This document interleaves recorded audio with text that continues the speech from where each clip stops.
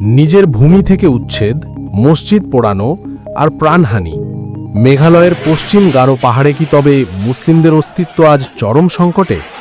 কেন মাঝরাতে ঘরবাড়ি ছেড়ে আসামে আশ্রয় নিতে হচ্ছে শত শত পরিবারকে?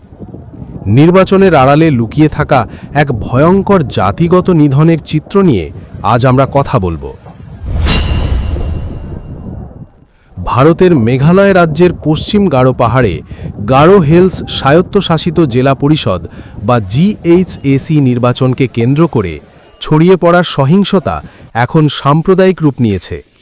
গত 9 এবং 10 মার্চের রক্তক্ষয়ী সংঘর্ষে 2 মুসলিম যুবক নিহত হওয়ার পর এলাকাটিতে চরম আতঙ্ক বিরাজ করছে।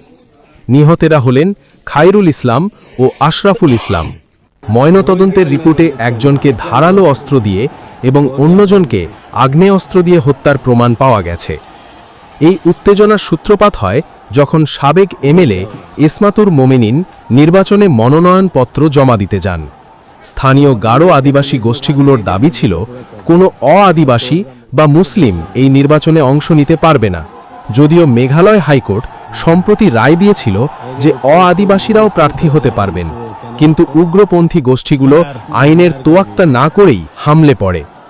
প্রত্যক্ষদর্শীদের ভাষ্যমতে গত কয়েকদিনে পশ্চিম গারো পাহাড়ে অন্তত 30টি মুসলিম মালিকানাধীন দোকান পুড়িয়ে দেওয়া হয়েছে।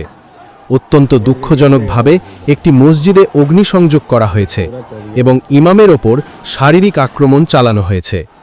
সোশ্যাল মিডিয়ায় ছড়িয়ে পড়া ভিডিওতে উগ্র স্লোগান দিতে দেখা গেছে, এটি তোমাদের ভূমি নয়, এখানে আল্লাহু আকবার চলবে না। স্থানীয় বাসিন্দারা নিরাপত্তার অভাবে ভিটেমাটি ছেড়ে পাশের রাজ্য আসামে আশ্রয় নিয়েছেন। সেনাবাহিনীর ফ্ল্যাগ মার্চ চললেও আতঙ্ক কাটছে না। বিশেষজ্ঞরা বলছেন, দীর্ঘদিনের পরিকল্পিত বহিরাগত তকমা দিয়ে মুসলিমদের রাজনৈতিক অধিকার কেড়ে নেওয়ার এটি একটি বড় ষড়যন্ত্র। উগ্র গোষ্ঠীগুলো মেঘালয়কেও পার্শ্ববর্তী আসামের মতো মুসলিম বিদ্বেষী রাজনীতির অভয়ারণ্য করতে চাইছে।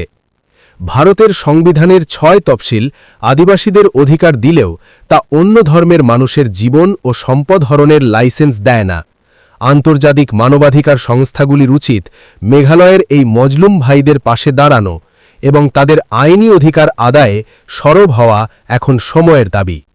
লাইক দিন, কমেন্ট ও শেয়ার করুন, কমি টাইমসকে সাপোর্ট করুন।